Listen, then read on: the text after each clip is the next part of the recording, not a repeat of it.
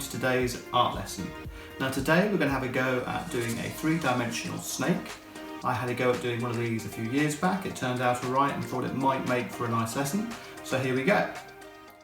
I would advise that you start by looking on the internet for three-dimensional snakes such as this one. This is a particular favourite of mine.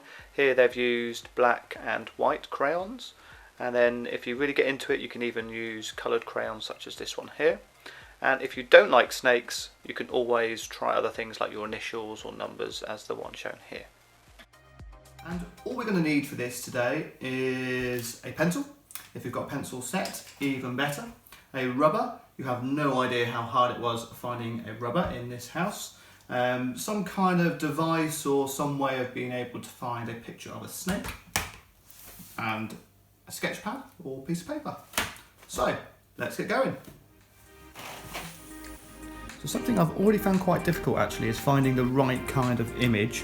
I don't know if you can see that all right, but that is probably the best I've come up with there. I'm kind of looking for a head that will overhang the page and a curl that will also overhang at the top there. So I kind of wanted it facing the other way, but this will have to do. So as I've said already, we will need a pencil for this drawing, and in this case I'm using a 2B pencil, which is slightly thicker and darker than your usual pencil, but a usual one is fine, usual being HB. Now on to our snake design. Now this is the design I'm going to be working from, however I'm going to tweak it slightly, change it because I want the head to be slightly raised, a bit higher than the one on the example. So for that reason, just a slight change here as I map it in.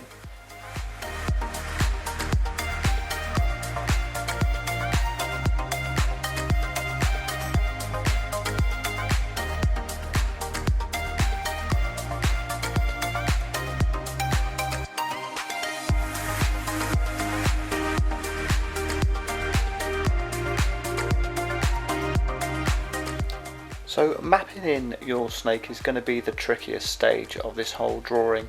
I'm quite lucky in the fact that the example that I'm using, the snake has these two stripes that go along it, almost the ridge of the snake, so it helps me create the form. These nice sharp turns and these coils are going to look quite good, I think, when they're finished. But at this stage it's just mapping it in, working out perhaps even like I'm doing here where the actual end of the paper is going to be when we eventually cut it, is also something you may want to do at this stage. You may have noticed that the head of the snake has just disappeared, and that's because I wasn't happy with it and just rubbed it out just to try and start again with it.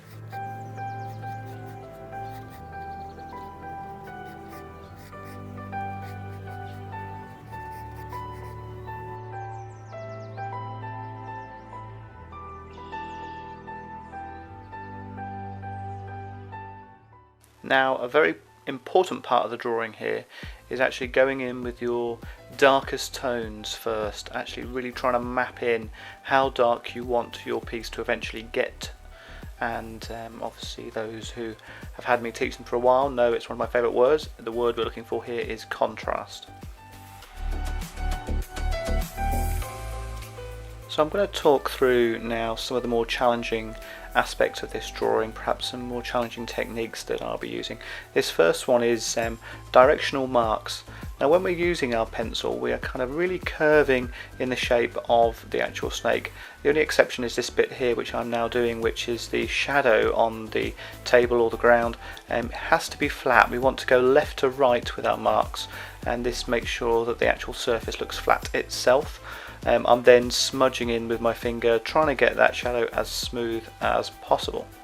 I'm also going to use my finger to smudge in some of the other areas and start to map in the darks and lights here.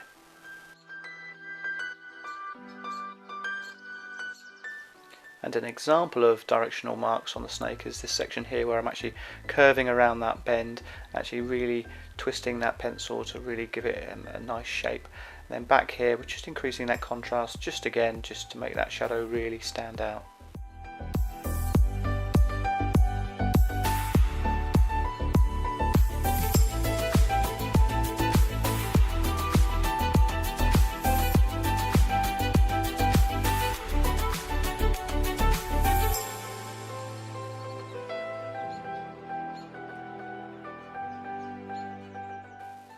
Another thing to remember is when we are trying to create texture, please don't draw in every single tiny little scale, just draw little marks, little kind of hints of what might be going on there.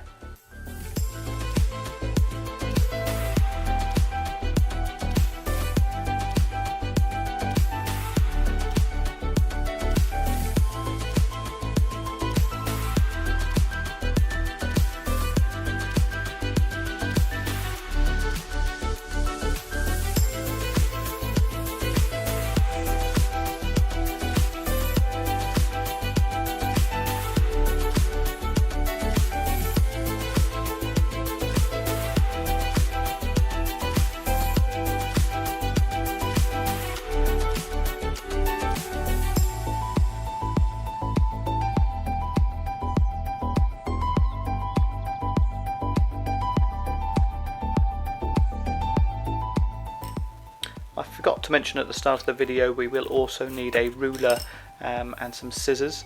I don't actually have a ruler, so I've had to improvise, but we're now marking out where we want the new paper line to be.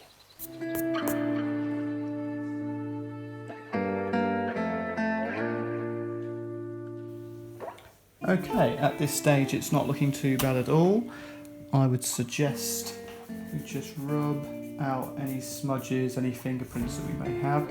Don't worry about the outside, we're going to be cutting that off now. So we're going to tear off your paper,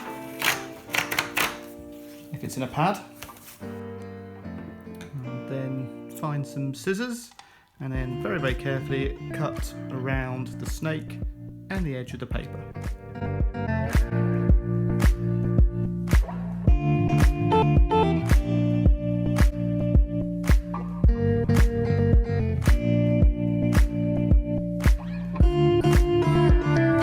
In position and walk away and hope that someone finds it and freaks out. So thank you very much for watching. It is as simple as that. Give it a go, and please, please, please send me your examples of what you have produced. I'll look forward to seeing them.